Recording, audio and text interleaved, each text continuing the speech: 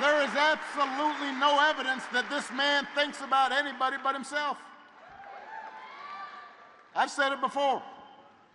Donald Trump is a 78-year-old billionaire who hasn't stopped whining about his problems since he came down that golden escalator 9 years ago. And when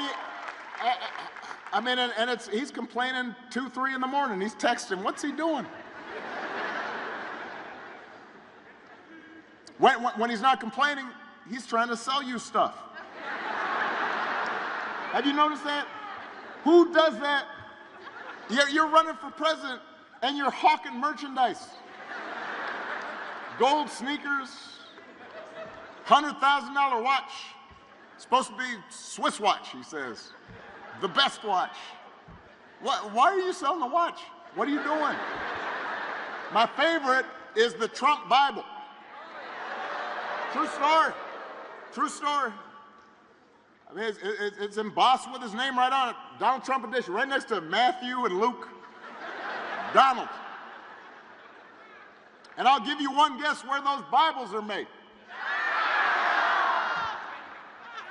He's Mr. Tough Guy on China, except when it comes to making a few bucks. You cannot make this stuff up. You really can't. If some of this stuff happened on Saturday Night Live, you'd be like, all right, that's going too far. That didn't really happen. But it did. And he's doing it because what he cares about is his ego and his money and his status. He's not thinking about you. He sees power. He sees you as a means to his ends.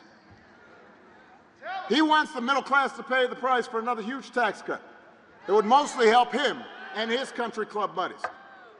He doesn't care if he costs more women their reproductive freedoms because apparently it doesn't affect his life. Most of all, Donald Trump wants us to think that this country is hopelessly divided between us and them. Now, for him, us means the, quote, real Americans who support him. Anybody who doesn't, they're them. And he employs this strategy like politicians have for millennia, because having people divided and angry boosts his chances of being elected. That's his focus. Is this going to help me, not is it going to help you? And along with those intentions, there's also, as Tim talked about, there are questions about his competence. I mean, he's out there giving 2-hour speeches. It's like Fidel Castro just keeps on talking. It's just word salads. The other day he had a town hall meeting. Now, I've done my share of town hall meetings. My experience is the goal of the town hall meeting is you meet with your constituents, with citizens, with voters. You answer their questions. He decided, no, I'm not going to answer questions anymore.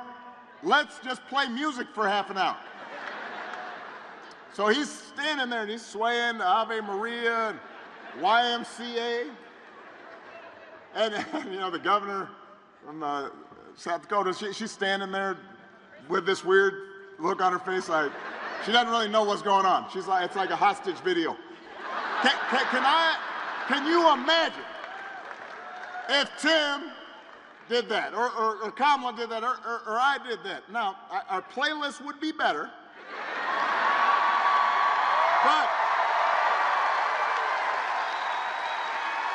it would be.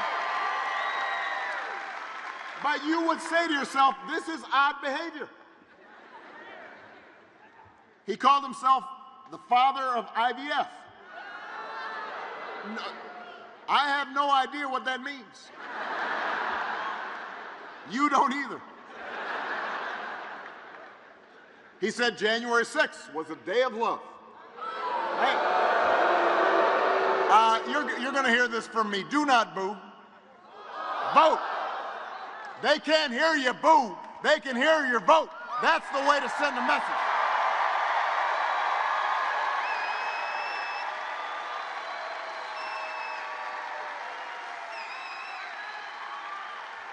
So, look, my point is, you'd be worried if Grandpa was acting like this.